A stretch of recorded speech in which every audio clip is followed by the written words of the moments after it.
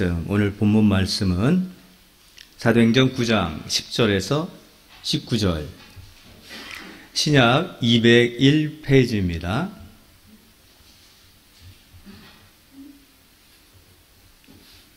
(10절부터) 제가 읽도록 하겠습니다. 그때 다메섹에 아나니아라 하는 제자가 있더니 주께서 환상 중에 불러 이르시되 아나니아야 하시거늘 대답하되 주여 내가 여기 있나이다 하니 주께서 이르시되 일어나 집가라 하는 거리로 가서 유다의 집에서 5 사울이라 하는 사람을 찾으라.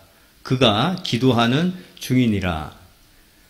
그가 아나니아라 하는 사람이 들어와서 자기에게 안수하여 다시 보게 하는 것을 보았느니라 하시거늘 아나니아가 대답하되 주여 이 사람에 대하여 내가 여러 사람에게 듣사온즉 그가 예루살렘에서 주의 성도에게 적지 않은 해를 끼쳤다 하더니 여기서도 주의 이름을 부르는 모든 사람을 결박할 권한을 대제사장들에게서 받았나이다 하거늘 주께서 이르시되 가라. 이 사람은 내 이름을 이방인과 임금들과 이스라엘 자손들에게 전하기 위하여 택한 나의 그릇이라. 그가 내 이름을 위하여 얼마나 고난을 받아야 할 것을 내가 그에게 보이리라 하시니 아나니아가 떠나 그 집에 들어가서 그에게 안수하여 이르되 형제 사울아 주 곧 네가 오는 길에서 나타나셨던 예수께서 나를 보내어 너로 다시 보게 하시고 성령으로 충만하게 하신다니 즉시 사울의 눈에서 비늘 같은 것이 벗어져 다시 보게 된지라. 일어나 세례를 받고 음식을 먹음에 강건하여 지니라. 아멘. 오늘 말씀은 다시 보게 된 사울이라는 제목으로 전하도록 하겠습니다. 성도님들이 이게 밤하늘을 가끔씩 보시는지 모르겠어요. 밤하늘을 이렇게 보면 이제 별이 보이죠. 별을 보면서 아름답다 이렇게 여겼던 적이 얼마나 있는지 모르겠지만 저는 가끔 이게 밤하늘을 볼 때 이제는 이쁘다 이 정도였는데 예전에 제가 이제 청년들을 데리고 이제 수련회를 갔는데 저기 섬 이름은 몰라요. 조그만 섬인데 배를 타고 이렇게 들어가서 거기서 이제 어떤 교회 조그만 교회에서 수련회를 했는데 그때 이제 밤에 이렇게 저녁을 먹고 다 나와가지고 청년들과 이렇게 바람도 쐬면서 이제 하늘을 봤어요. 근데 제가 그 당시에 김해에서 사역을 할 때인데 김해도 나름대로 이렇게 공해가 있는 도시는 아닌데 거기서 봤을 때 밤하늘과 그 섬에 갔을 때 봤던 밤하늘은 너무 차이가 났어요. 야, 하늘의 별들이 저렇게 많았던가? 김해에서 봤을 때 저렇게 많지 않았던데? 그러니까 이 하늘이 정말 깨끗한 거예요. 청정의 지역이었던 거예요, 거기가. 그러니까 이 하늘이 너무 깨끗해서 예전에 보지 못했던 별까지 아주 초롱초롱하게 본 거예요. 그 당시에 은하수까지는 제가 못 봤는데 어느 지역에 가면 이 은하수가 보여요. 그러니까 하늘이 너무나 깨끗해서 그 지역이 너무 깨끗해서 하늘을 보면 그 은하들이 모여있는 것이 꼭 물 흐르는 것처럼 싹 흐르는 것처럼 그렇게 하늘의 별들이 보이는 거야. 그래서 우리가 그 별들을 보면 저는 그때 하늘을 보면서 와, 별이 저렇게 많았어? 안 보이던 별까지 그때는 다 보였으니까. 그 별을 이렇게 보면서 이런 생각을 하죠. 야, 별들이 정말 가깝게 있구나. 서로 간에 저렇게 촘촘히 있구나. 근데 사실 우주로 나가보면요. 별과 별 사이는 어마어마하게 거리가 떨어져 있습니다. 우리가 태양의 빛을 보면서 우리가 뜨겁다고 하잖아요. 여름에는 살이 데이잖아요. 근데 그 태양까지의 거리가 1억 5천 킬로. 이게 비행기를 타고 가면은요, 1억 5천 킬로. 비행기를 타고 가면은, 우리 여객기 타고 가면 20년이 걸리는 거리랍니다. 그리고 도저히 그래서 이거는 거리로 보통 우주에 있는 별들의 거리는 우리가 환산하는 킬로미터로 따지지 않아요. 너무 길어버리니까 뭘로 재냐면, 1초에 빛이 갈 수 있는 거리. 빛이 1초에 갈 수 있는 거리, 빛이 1년 동안 갈 수 있는 거리. 빛이 1년 동안 갈 수 있는 거리가 얼마냐면 1광년이라고 해요. 근데 태양은 빛의 속도로 가면 8분이 걸린답니다. 여러분이 빛 맞고 있는 태양빛은요, 8분 전에 태양에서부터 쏴가지고 온 게 우리의 지금 보고 맞고 있는 빛이고 별이에요. 가까운 별이죠. 스스로 빛나는 것이 별인데, 그럼 우리가 밤하늘의 별을 촘촘하다고 봤던 저 별 정말 가깝다라고 여기는 그 별들은 이 지구에서부터 100광년 떨어진 별들이랍니다. 어마무시하게 멀죠. 근데 우리에게 가깝게 느껴지는 별들이 100광년들. 100광년이 뭐예요? 빛이 100년 동안 가야 도달할 수 있는 거리. 어마무시. 이건 숫자로 쓸 수가 없어요. 너무 길어서. 그게 가까운 별이에요. 그럼 이렇게 생각해 볼 수 있습니다. 우리가 밤하늘에 보는 가까운 별이라고 하는 그 별들이 사실은 그 별빛이 지금 그 별에서 뿜어내는 빛이 아니라 100년 전에 뿜어진 빛을 우리가 지금 보고 있는 거예요.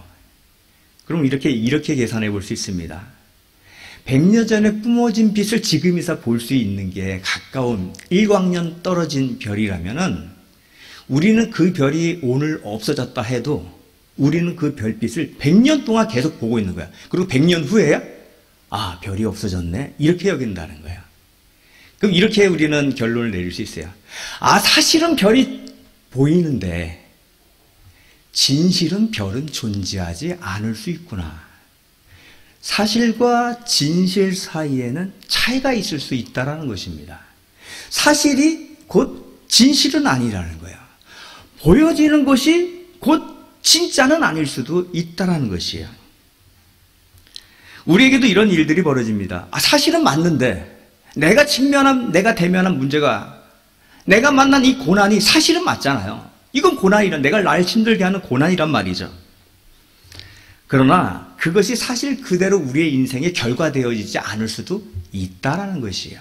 오늘 본문은 한번 그것을 보려고 합니다. 많은 사실들 앞에서 사실이 나의 인생을 결과되어지게 하고 만들지 않을 수 있구나. 그걸 보려고 하는데요. 이 오늘 본문에 앞서서 스데반이, 예수님의 제자 스데반 집사라고 하죠. 스데반이 죽고 나서 예루살렘에 이제 기독교에 대한 핍박이 본격적으로 일어났어요. 박해가 일어났어요. 그러자 이 예루살렘에 모여있던 예수의 제자들이 뿔뿔이 흩어지게 됩니다. 사마리아로 또 이방 지역으로 흩어지게 됩니다.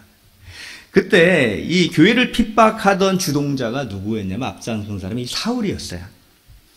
사울은 이 바리새파 중에 한 사람인데 그런 예루살렘에 있는 주의 제자들 뿐만 아니라 다메섹이라는 북쪽으로 한참 멀리 가야 도달할 수 있는 다메섹에 있는 주의 제자들까지 결박해서 그들을 끌고 오자 대제사장에게 영장을 발부받아서 그 다메섹으로 향해 가는 길에 예수 그리스도를 다메섹 도상에서 빛 가운데 만난 거예요. 예수 그리스도 승천하신 그 예수 그리스도, 그분을 빛 가운데 만난 거예요. 그래서 이 사울이 눈을 잃게 됩니다. 시력을 잃게 됩니다. 시력을 잃게 되고 사흘간을 식음을 전폐하게 돼요. 그러니까 충격을 받은 거죠, 이 사울은. 그때 주님께서 이 제자 중에 한 명인 아나니아에게 명령을 합니다. 너는 사울에게 가서 안수하여 그의 눈을 뜨게 하라. 그래서 이 아나니아가 주님의 말씀을 따라 그 사울에게 가서 안수하자 그가 눈을 뜨고 성령 충만함을 받게 되고 이제 주의 제자로서의 삶을 살아가게 됩니다. 자, 사울이 기독교를 핍박했던 이유가 있어요. 이 사울은 자신이 갖고 있었던 유대교 사상에 깊이 빠져있던 사람이었어요. 유대교 사상의 관점에서 보면 예수는 메시아일 수가 없어요. 모든 이들을 구원하는 그리스도 구원자일 수가 없었던 것이에요. 그러니까 자신이 핍박하는 이 일이, 예수를 추종하는 이들을 핍박하는 것이 너무나 당연한 일이었던 거예요. 그렇게 당연한 일이었는데 다메섹 도상으로 가는 중에 부활의 예수를 만나면서 이 사울이 가졌던 생각이 산산이 조각이 납니다. 내가 이때까지 맞다고 생각했던 이것이 틀렸구나. 예수가 그리스도구나. 이 생각으로 이가 이제 기독교로 이제 바뀌게 되는 거죠. 주님께서 이 다메섹에 있는 이 아나니아를 사울에게 가라고 명령할 때 지금 사울이 무엇을 하고 있는지를 설명합니다. 오늘 본문 11절에 보니까 유다 집에서 5사람 사울이라 하는 사람을 찾으라. 그가 기도하는 중이니라. 아나니아를 불러서 그를 사울에게 가게 하는데 사울이 어디에 있으니 그에게 가라 하면 될 것을 주님은 굳이 그가 기도하는 중이다라는 설명을 덧붙였다는 얘기예요. 이 말은 지금 사울이 지금의 모습을 묘사하고 있는데 그가 예전에 그 기독교의 적대감을 가지고 있는 그 모습이 아니라 하나님을 간절히 찾고 자신의 모습을 돌아보는 그런 지금 모습에 있다라는 것을 이 아나니아에게 말해주고 있는 거죠. 변화된 사울이라는 것을 묘사하고 있는 거예요.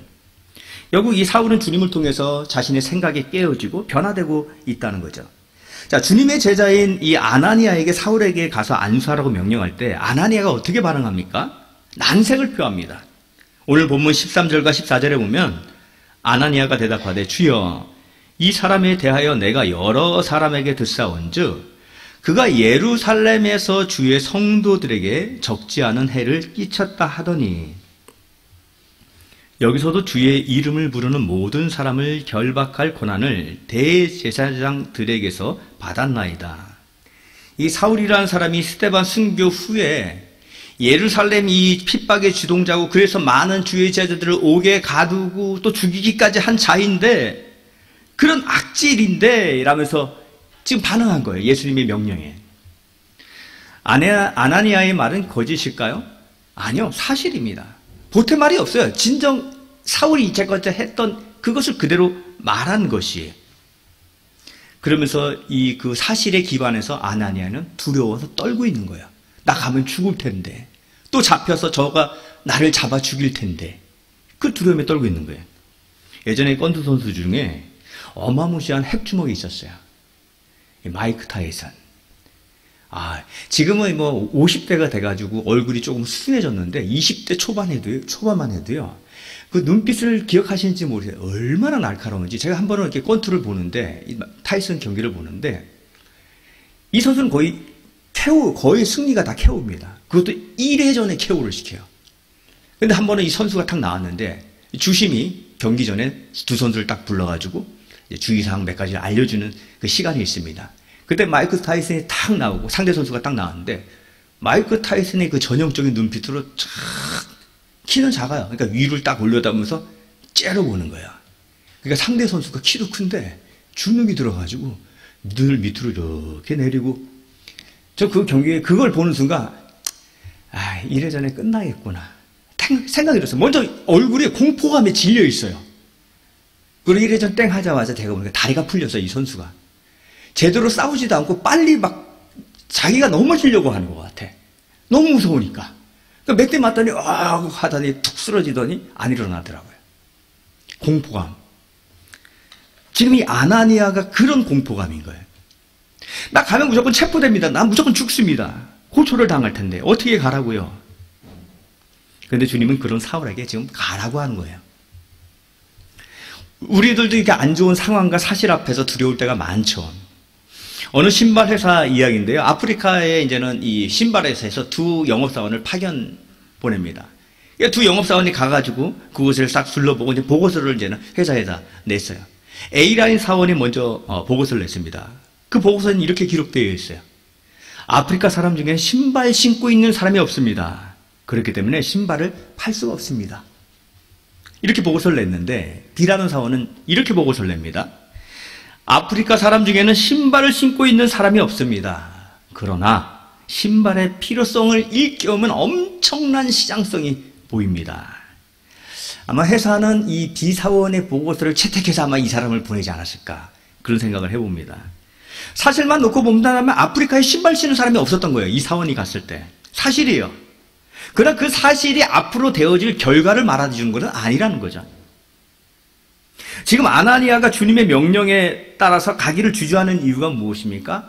사울은 주의 제자를 진멸한 그런 자랑무도한 자이다라는 그런 사실에 기반해서 두려워서 발이 안 떨어지는 거예요.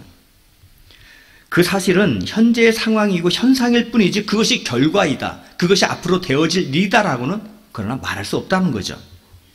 우리가 직면한 사실들이 있죠. 때로는 고난일 수 있고요. 어떤 당면한 문제일 수 있습니다. 안 좋은 상황일 수 있습니다. 다 사실이에요. 그 사실 앞에서 주저앉고 낙심함이 보낼 때가 있어요.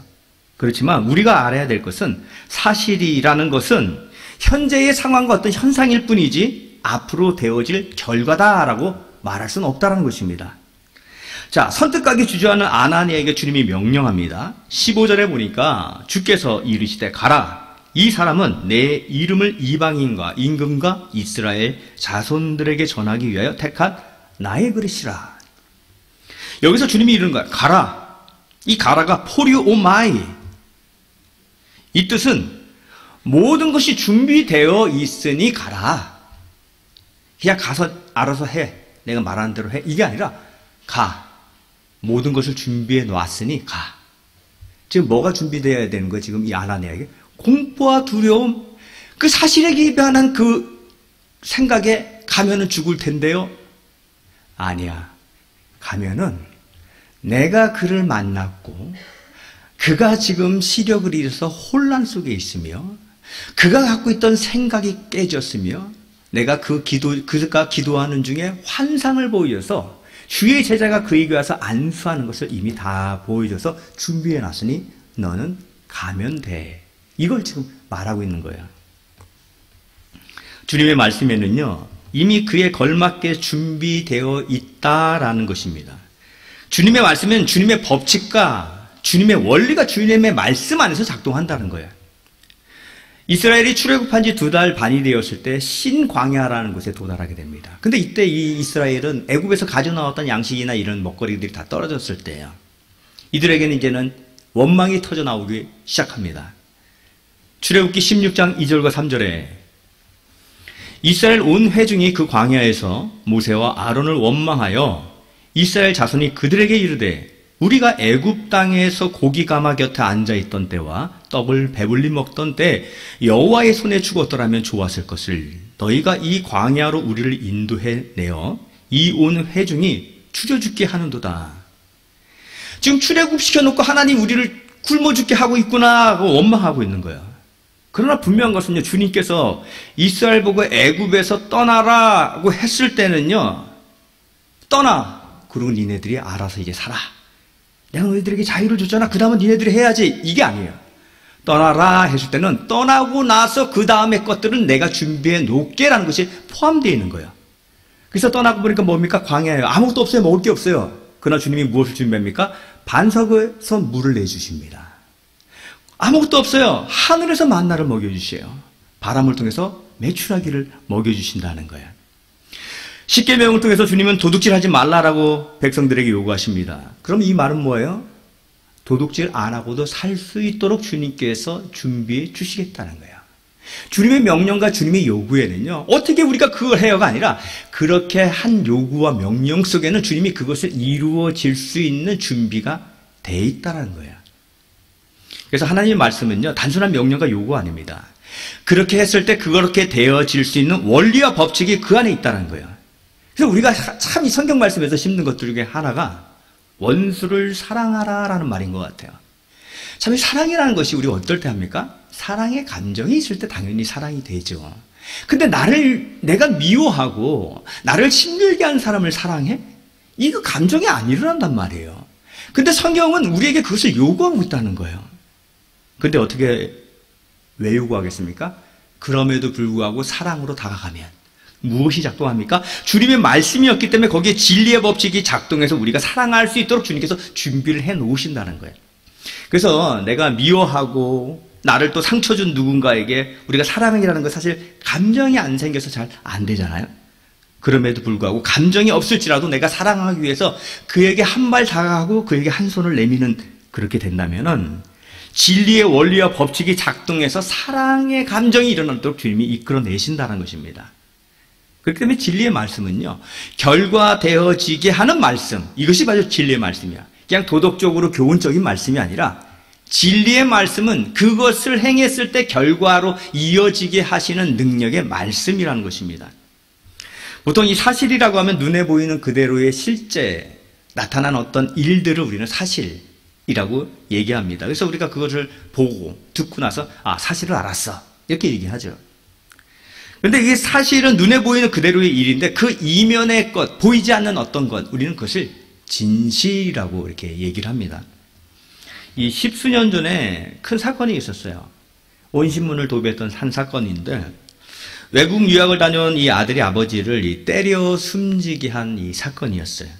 이 사건 발생 후에 이제 타이틀 기사, 패륜 아들 친부를 살해하다 이런 기사들이 이 사회면에 이렇게 도배를 합니다. 그리고 둘째 날이 되어서는 또 이런 식으로 나오는 거예요.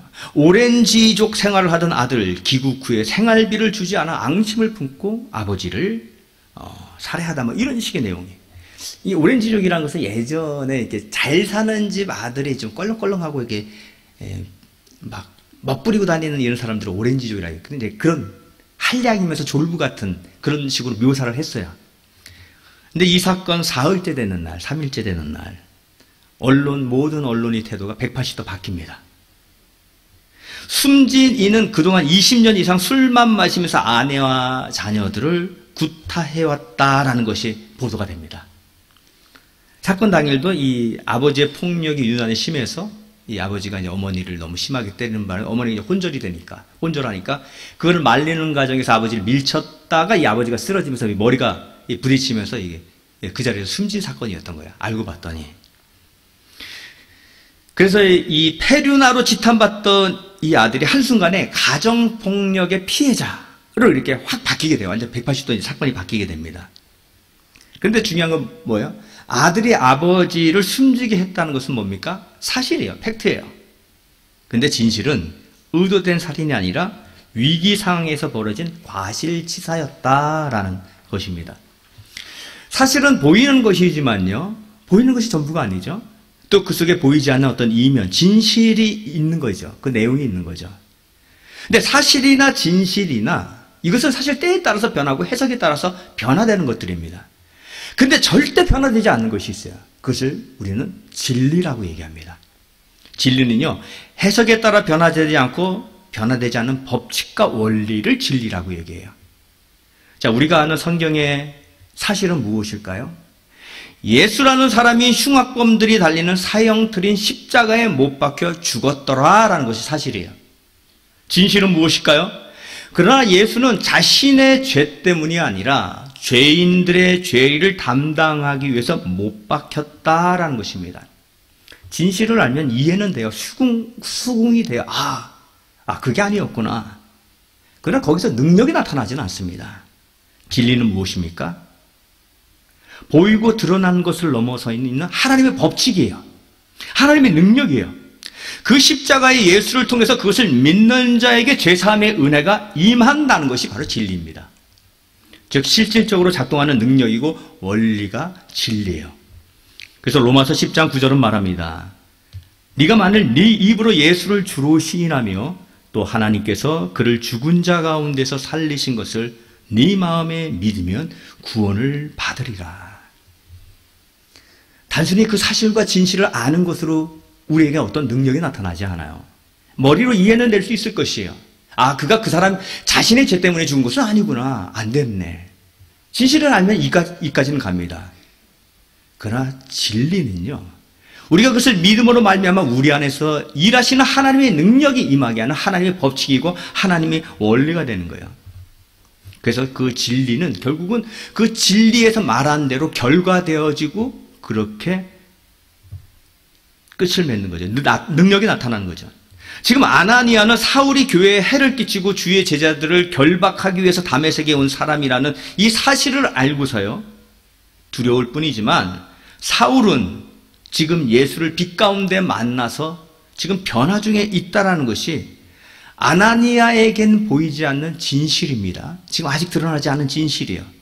그런데 그런 폭군 같은 사울이 주님의 말씀대로, 그는 내가 택한 그릇이야 라는 말씀대로 그가 사도가 될 것이라는 것, 이것이 바로 진리인 거예요. 그래서 주님의 말씀대로요, 그 핍박자는 이제 복음 전달자로 변화가 일어납니다. 세상에는 겉으로 보이는 이 사실의 지배를 받지만 신자는 주의 진리의 지배를 받습니다. 엄밀히 말하면 주님이 우리를 주의 진리의 자리로 옮겨 놓으심으로 진리의 영향을 받는 자로 우리를 탈바꿈시킨 것이에요. 베드로가 처음 예수님을 만났을 때 장면입니다. 요한복음 1장에 나오는데요, 동생 안드레가 이 베드로의 원래 이름은 시몬입니다. 베드로는 주님이 붙여주신 이름이에요. 시몬을 데리고 예수님께로 나옵니다. 그때 예수님은 시몬을 향해서 이렇게 말해요. 요한복음 1장 42절에 네가 요한의 아들 시몬이니 장차 게바라 하리라. 이 게바는 아람어입니다.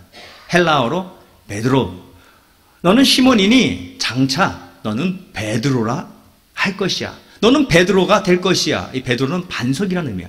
너는 반석이 될 것이야 라는 것이야. 베드로가 어떤 자입니까? 굉장히 열정적인 자이면서 그는 다혈질적이에요. 그래서 막 성질이 욱욱하면 욱하는 대로 막 행동하는 자가 이 베드로예요. 굉장히 충동적이죠. 그러니까 굉장히 충동적이고 뭔가 불안정한 이 베드로에게 뭐라고 말합니까? 이 시몬에게 베드로 너는 반석이 될 것이야. 뭔가 안정적인 거잖아요. 무엇인가가 세워지는 그런 베드로 반석이 된다는 거예요. 정말 베드로에게 안 어울리는 이름을 주님은 주셨다는 거예요. 또한 그는요 최후의 만찬 때 주님께 뭐라고 그럽니까? 주님 모두가 주님을 버릴지라도 나는 결코 버리지 않겠나이다. 주님께 목숨을 바치려고 했던 자가 이 베드로입니다. 근데 그로부터 몇 시간 뒤에 예수님이 로마의 병사들에 의해 끌려갈 때 이 주님을 3번이나 모른다고 부인했던 자가 이 베드로예요. 그럼 베드로가 부인할 때 끌려가는 예수님께서 베드로를 쳐다보는 장면이 나옵니다. 누가복음 22장 60절에서 62절에 베드로가 이르되 이 사람아 나는 네가 하는 말을 알지 못하노라. 아직 말하고 있을 때 닭이 곧 울더라. 이 60절의 이 부분이 어떤 부분이에요? 베드로가 예수님이 끌려가는 로마 병사들에 의해 끌려가고 있는데 혹시나 싶어서 뒤를 졸졸 따라가는 거예요. 그러다가 멀리 깜찍 가까이 못 가 멀리 깜찍 가가지고 곁에 있는 이제 불을 쫙 쬐고 있는데 불 쬐고 있는데 그때 여종이 본 거예요. 이 사람 예수랑 같이 있던 사람이에요. 그러니까 깜짝 놀라가지고 베드로가 뭔 소리야? 난 저 사람은 몰라. 이러기를 3번 합니다. 그리고 61절부터 보면 주께서 돌이켜 베드로를 보시니 딱 눈이 마주쳤어요. 베드로가 주의 말씀 곧 오늘 닭 울기 전에 네가 3번 나를 부인하리라 하심이 생각나서 밖에 나가서 심히 통곡하니라.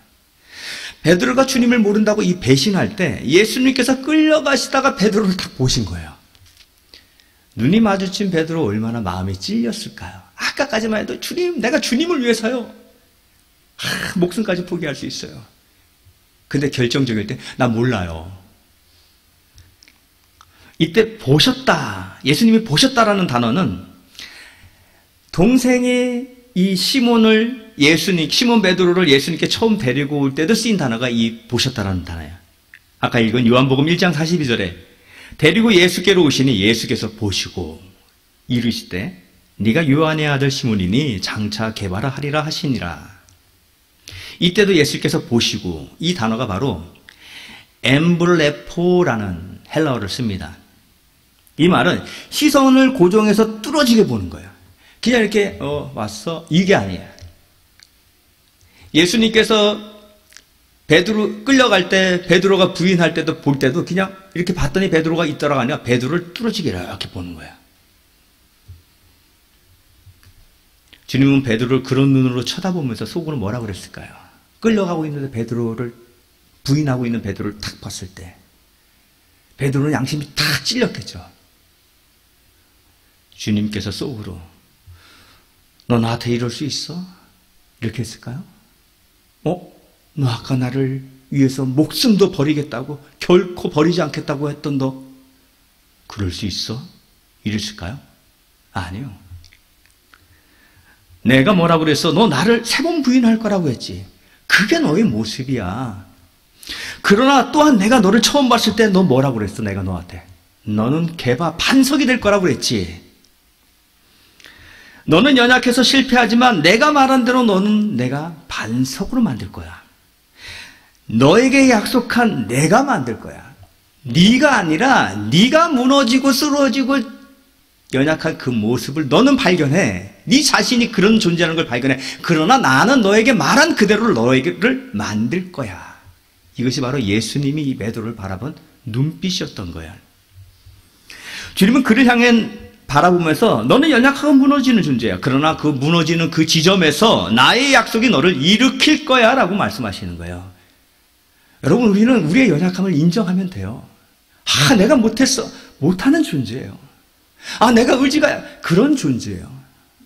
그걸 인정하면 돼요. 누구 앞에서요? 주님 앞에서. 그때 주님이 일하시는 거예요.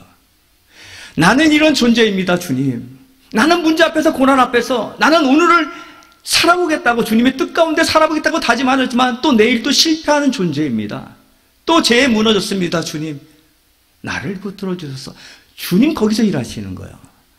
주님이 그 눈빛으로 바라봅니다. 베드로를 바라보는 눈빛으로 우리를 보는 거예요.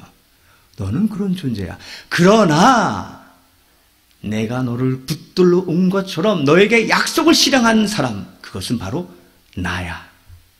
주님은 우리에게 그렇게 말씀하시는 것입니다. 베드로는 불안정하고 연약한 자예요. 그럼에도 베드로를 처음 봤을 때 그에게 반석이라고 베드로라고 이름을 주님은 주셨습니다. 주님이 주신 이름대로 주님은 이 시몬을 베드로로 만들어 가시는 거예요. 반석으로 만들어 가시는 거예요. 어떻게 해요?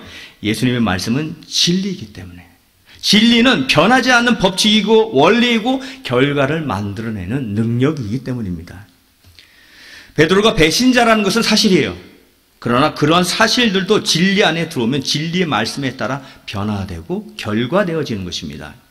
우리가 문제 앞에서요, 시련 앞에서 또 상황 앞에서 연약하고 무능하다는 것 사실입니다.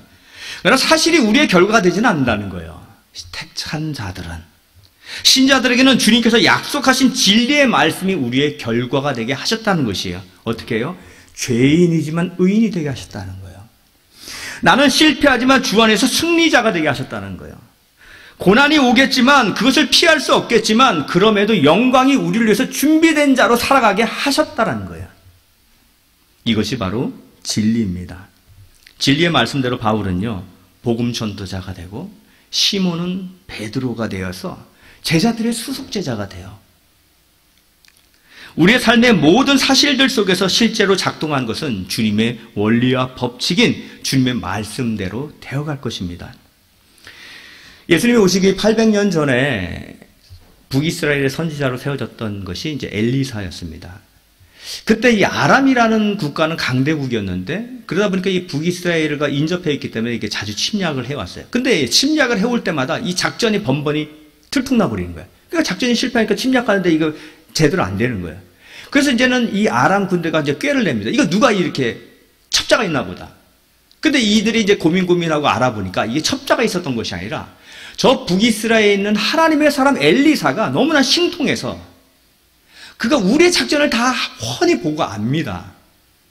그걸 이제 깨닫게 된 거예요. 그러자, 아, 그래? 그럼 우리가 북이스라엘을 침략하기 전에 그 엘리사를 먼저 잡자. 그래서 아람 군대를 어디로 보내냐면 엘리사가 있는 성읍으로 먼저 군대를 보냅니다. 그래서 엘리사가 있는 성읍을 이 아람 군대가 싹 포위했어요. 그 에워쌌을 때 이 엘리사의 사환, 청년이 그 아람 군대가 성을 에워싸니까 너무 놀란 거예요. 너무 겁에 두려워서 덜덜 떨고 있었던 것이에요. 그때 엘리사가 두려워하지 말라면서 기도를 합니다.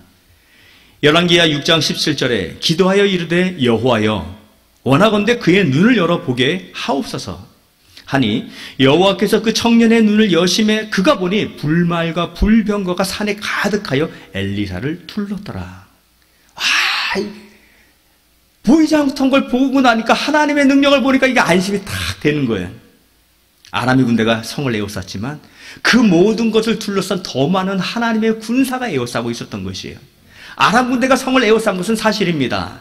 그러나 보이지 않는 진리가 이 사실보다 더 크다는 것을, 모든 것을 감싸고 움직이고 주도하고 있는 것, 이것이 바로 진리라는 거예요.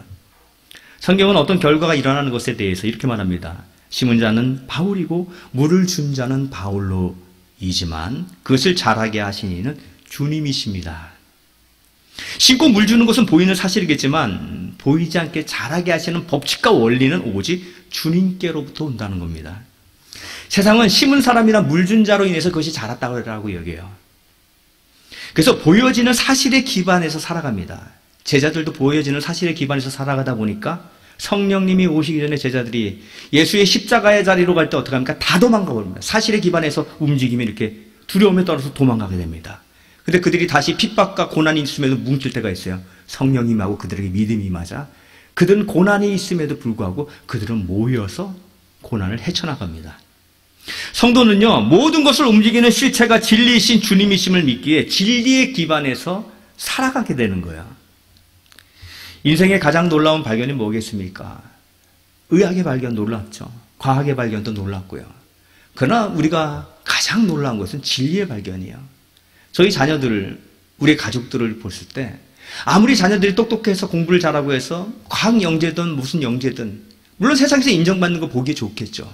하지만 진리를 모른 채 살아가다가 세상의 곽박만 받고 있다가 끝나버린 인생이라면 그것만큼 슬픈 것도 없을 것이에요. 진리를 믿을 때 우리는 사실이나 진실에 매이지 않고 오히려 자유하게 됩니다. 요한복음 8장 32절에 진리를 알지니 진리가 너희를 자유롭게 하리라. 고난이나 시련을 겪는 것, 그것이 사실일 수는 있지만 진리는 그 고난과 시련이 나의 결국이 되지 않는 것을 우리에게 알려줍니다. 오히려 좌절과 실패라는 버리고 싶은 인생에 버리고 싶은 그 부분조차 주님은 진리 안에서 그 모든 것을 버리시지도 않는데 그것을 합력하여 선으로 이끄시는 거예요. 아브라함의 인생을 보세요. 요셉의 인생을 보세요. 야곱의 인생을 보세요. 다윗의 인생을 보세요. 얼마나 버리고 싶은 실패한 장면들이 많습니까? 근데 그것을 주님은 버리지 않으세요. 오히려 그것조차 사용하셔서 선으로 이끄셔서 하나님의 영광됨이 우리에게 보여주시는 것이에요. 진리의 말씀을 따라 실패조차 선으로 인도하시는 것이죠. 그래서 우리가 진리를 놓치면요, 보여지는 사실 앞에 우리는 무너져 내립니다. 진리를 붙잡은 신자는 보이지 않는 것을 넘어설 수 있는 것이죠. 우리를 붙잡고 있는 진리는 무엇일까요? 로마서 8장 39절에 높음이나 깊음이나 다른 어떤 피조물이라도 우리 주 그리스도 예수 안에 있는 하나님의 사랑에서 끊을 수 없으리라. 여러분의 의지와 달리 하나님이 당신의 사랑의 끈으로 우리를 묶어 놓으셨다는 것입니다. 다만 우리가 이것을 믿고 살아가는가, 온전히 믿지 못하며 사실 앞에서 두려움에 떨며 살아가는가, 이 차이가 있을 뿐입니다. 오직 우리를 사랑으로 묶으신 그 사랑을 보여주시기 위해서 아들 예수까지 십자가에 못 박으신 그 주님의 사랑을 믿음으로 말미암아 우리의 삶 속에서 마주하는 모든 사실들 앞에서도 당당하고 담대하고 주 안에서 누리는 평안을 모두가 누릴 수 있는 그런 성도 되시기를 바랍니다. 기도드리겠습니다. 참 좋으신 하나님 아버지 감사합니다. 우리의 연약함 앞에 무너질 때, 우리의 삶의 문제 앞에서 좌절할 때, 그러나 우리가 진리 안에 있음을 깨닫게 하여 주시옵소서. 우리가 우리의 힘으로 살아가는 것이 아니라 진리이신 주님의 능력으로, 주님의 인도하심으로 살아가는 것을 깨달음으로 말미암아 고난과 시련이 우리 앞에 닥쳤을지라도 우리가 주님 안에서 평안함과 담대함을 얻는 그런 힘을 부어 주시옵소서. 예수님의 이름으로 기도드립니다. 아멘.